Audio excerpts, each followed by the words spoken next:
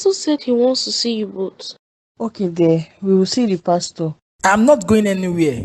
How are we sure he's not a fake pastor who wants to extort money from us? Honey, we have to go. The life of our only child is in danger. You heard all she said.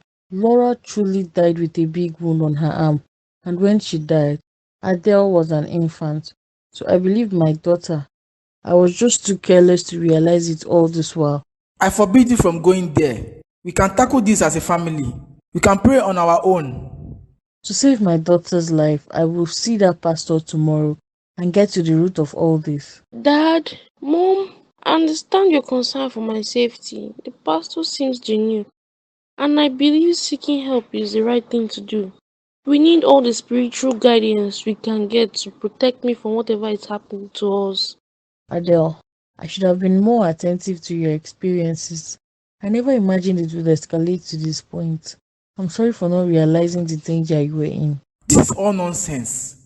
I won't allow some stranger to meddle in our affairs. We can handle this on our own. No, Adele's life is at stake. We cannot afford to be divided right now. We must explore all possible solutions. The pastor might be able to provide the answers we desperately need. Dad, please try to understand. This is not something we can handle alone. I'm terrified. I don't want to live in fear anymore. Adele, I love you more than anything, but it's difficult for me to trust someone I barely know. What if this pastor takes advantage of our vulnerability? Dad, I can understand your concern, but we can't let fear cloud our judgments. I believe in the power of prayer. We also need guidance from someone who has dealt with such spiritual matters before. My love, please let's put our differences aside for Adele's sake.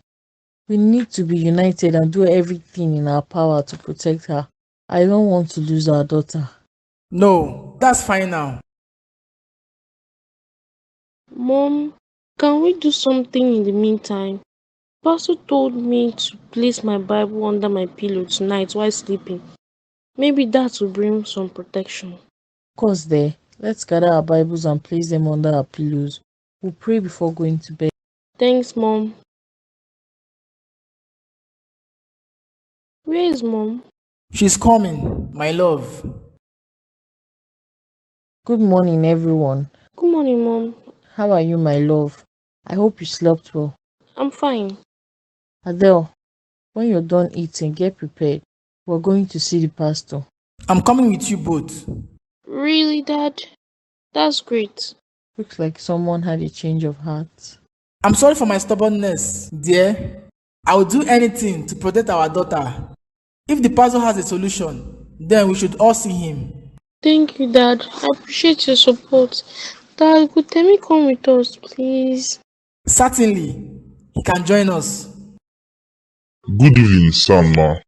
Good evening, Pastor. Our daughter said you requested to see us. Yes, please. It's very important.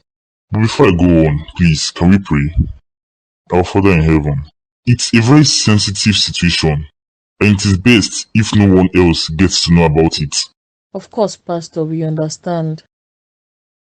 From this card, it is stated that Laura had an exorcism before her death, right? Yes, Pastor. That's correct. It's also stated that during the process of exorcism, the demon in her said some things which were incoherent. Yes, Pastor, that's true. The exorcist mentioned something about that. Okay. Later told me she saw a rotten wound on Laura's arm when she came to attack her. Do you know the cause of the wound? No, Pastor. Although we did notice it shortly before her exorcism. Okay, I want to enlighten you a little about demonic possession. There are 4 stages of demonic possession: the infestation, the oppression, the obsession, and the possession. Your daughter, Adele, has started witnessing some of these experiences of the infestation. Yes, Pastor. Adele complained of such things. The oppression stage is when the entity begins physical attack on the victim. It begins with nightmares, sleeplessness. The 3rd stage, which is obsession, at this point, the person gets tired easily. Thoughts of suicide creeps in. The person gets negative instruction from the voices and the mind get dominated by demon at this stage. Then possession stage. This is stage where the demon has full control over the person's body. Ade is currently at the second stage of demonic possession. Laura was possessed before her death, and she seeks revenge on your daughter. Why? Why is she seeking revenge on my daughter? While I was praying, the Lord opened my eyes to see the nature of Laura's death. She committed suicide in her room, didn't she? Yes, Pastor. Laura did not commit suicide on her own accord. She was already possessed by a demonic spirit, which influenced her actions. The demon that possessed Laura was once a girl of 16 years. It's a sequence that rotates among every 16-year-old in your household. The 16-year-old girl who possessed Laura was killed by you, Mr. Donald Bright. I said it. This is a fake pastor. I'm only speaking according to what the Lord has asked me to say. Pastor, please continue. We need to understand. I will continue, but can the young man come in now? I have some questions for him. Huh? Young man, the Lord revealed to me that you know certain things. Can you explain? Okay, Pastor. Auntie Dina was a very kind-hearted person. She would always buy me biscuits and sweets as a child, and she would play with me. I was only 3 years old, so I can vaguely remember her face. Who is Dina? Yes, Pastor. Who is Dania? She was Boma's daughter. After her secondary school, she worked as an assistant cook to Mrs. Balogun. She also babysat Adele for a while. Was? What do you mean by that? Why did you use the past tense? She died shortly after her time with us. After that, we employed Laura, who was 15 years old at that time. Wait, was it her ghost that possessed Laura? Did my father kill Dania, Mr. Buma's daughter? Is Mr. Buma aware that my father killed his daughter? This is preposterous. I won't stand for this accusation. Pastor, I will sue you for blackmail. Please, let's hear him out. We need to know the truth. Mr. Bright, if you leave now, you will invoke the anger of God upon you. Please, have a seat. Timmy, please continue with your story. One day, I went to the house to play with Auntie Dina and Baby Adele, and I met Mr. Bright in her room. They were in a heated argument. I was scared, so I ran off to the garden to hide without either of them noticing me. Okay, you can stop there now. Ah, Jesus, save me. Calm down, madam. You need to understand the full story. I am so sorry, my love. It was the devil's handwork. I was afraid of losing you if you found out. I understand that, but Dad, how could you do this? So my husband killed Dina because she refused to abort the child. Yes, ma'am. No wonder she's seeking revenge. Pastor, please tell us more. What else is there? Yes, Pastor. The Lord showed me a garden behind your house and said Dina was buried there. What? But Pastor, how did my husband bury her without anyone noticing? Timmy, could you please leave my office once again?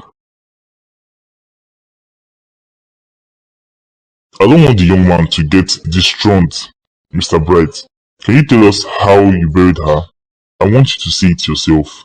After I had the agreement with Diana, I left her room that night. I convinced you to go on a vacation with Adele, which you agreed to. A few days later, you traveled to Canada with Adele. I met the Diana again and apologized to her. Then I told her to lie to her father, Boma, that she was going home to get some things so that we could meet secretly. She agreed. When she left the main house, she sneaked to the garden to meet me. That was where I killed her with the help of Falana, Temi's dad. We both buried her there in the garden. Jesus, so Temi's dad was involved too. Ibukumi, I am sorry. Please find a place in your heart to forgive me. I thought you said the pastor was blackmailing you. Baby, I am admitting my offense now. Please forgive me. Can we continue? Pastor, please help me beg my family. Mr. Bright, don't worry. The Lord is in full control, but let's continue. You haven't finished your confession. A few days before my family returned from their vacation, I built a gazebo on the spot where we buried Diana to avoid suspicion about the freshly dug and covered soil. When my wife returned, she asked about the gazebo, and I told her it was a gift to her. You gave me Dina's grave as a gift? What audacity! Ha!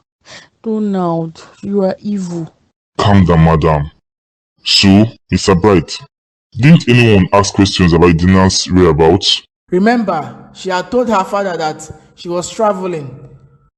When he didn't hear from her after some days, he mourned and concluded that she must have fallen into the hands of ritualists. That's what the entire household believed, including my wife. It's true. She did fall into the hands of a ritualist because that's who you are. What happened next? I gave Boma 50 million naira and told him to go on a leave to mourn his daughter with his family. He thanked me for my generosity, but in reality, I did it out of guilt. When he returned from his leave, everything went back to normal and our lives continued. Mr. Donald, how were you able to convince Timmy's father to assist you in killing Dina? Fanana's wife was suffering from kidney disease and needed surgery.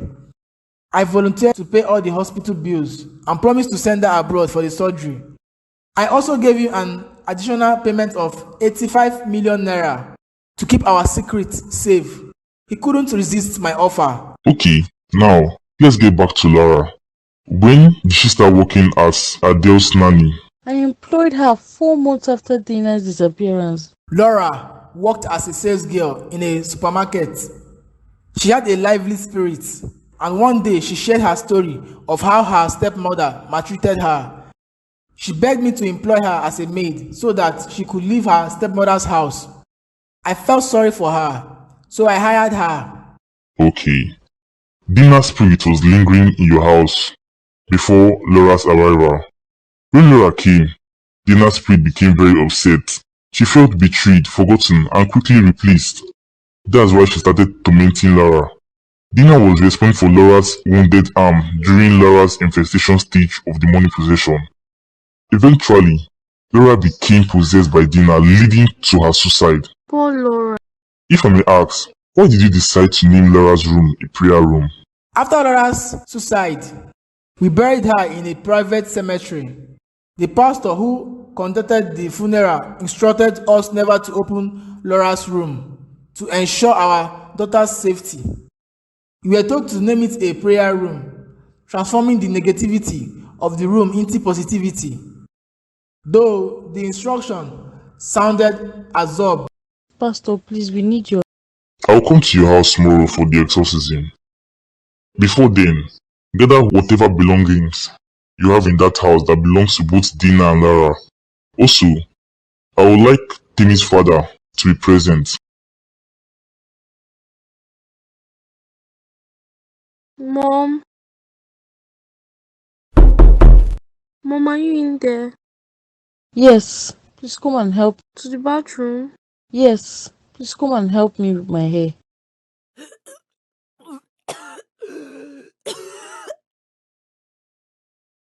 Adele, honey. Dad, help me, please.